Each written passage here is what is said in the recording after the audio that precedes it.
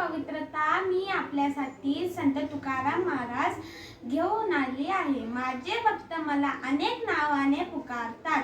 तुका, तुकोबा, तुकोबाराय, तुकाराम महाराज, लोककवी अशा अनेक नावात मी स्थित आहे। महाराष्ट्रातील एक थोर संत कवी अशी माझी ओळख आहे। वारकरी संप्रदायाचे महत्त्वाचे सदस्य मला मानले जाते। माझा जन्म देहू गावात वसंत पंचमीला माघ महिन्यात झाला।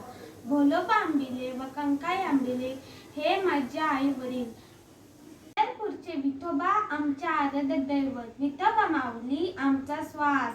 देहू जवळील भंडारा डोंगरावर आम्ही विठोबा माऊलींची उपासना चालू केली। पुढे साक्षात्कार झाला। ब्रह्म स्वरूप श्री विठोबा माऊली आम्हाला भेटले। आमच्या हृदयाच्या अंतःकरणात वसले। क्षणोक्षणी त्यांचे नामस्मरण होऊ लागले। आमचा परंपरागत सावकारीचा व्यवसाय होता। एकदा भयानक दुष्काळ पडला होता। आमच्या घरच्या अन्नधान्याचे साठे आम्ही गोरगरिबात वाटले।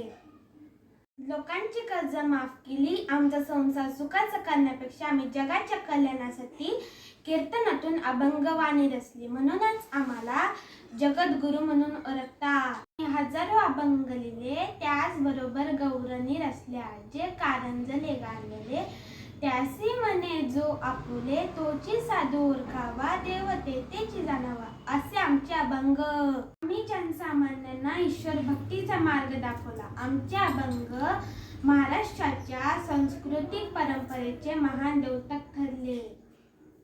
आमची गाथा ही अखंड ज्ञानाचे स्रोत आहे। साक्षात रयतेचा राजा छत्रपती शिवाजी महाराज आमच्या भेटीस आले। आमचा आशीर्वाद घेऊन आपल्या कार्याची सुरुवात केली। विठू माऊलीचे प्रिय भक्त असतानाही समाजातील काही विकृत व दुष्ट लोकांनी आमचा छळ मांडला। आम्हाला वेड्या धरण्याचा प्रयत्न केला। अनेक कारस्थाने केली। आम्हाला हाल अपेष्टा सहन कराव्या लागल्या। अभंगाच्या गाथा इंद्रायणी नदीत फेकल्या, परंतु गाथा बुडाल्या नाही।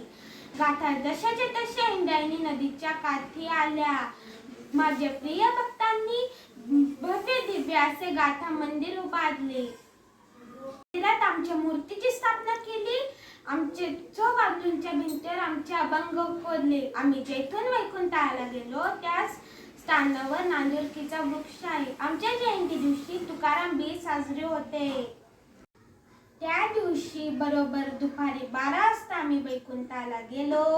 त्याच वेळी हा वृक्ष दरवर्षी हलतो, अशी आमची जन्मकथा। तुम्हाला जर माझा व्हिडिओ आवडला असेल तर त्याला लाईक करा, शेअर करा आणि सबस्क्राईब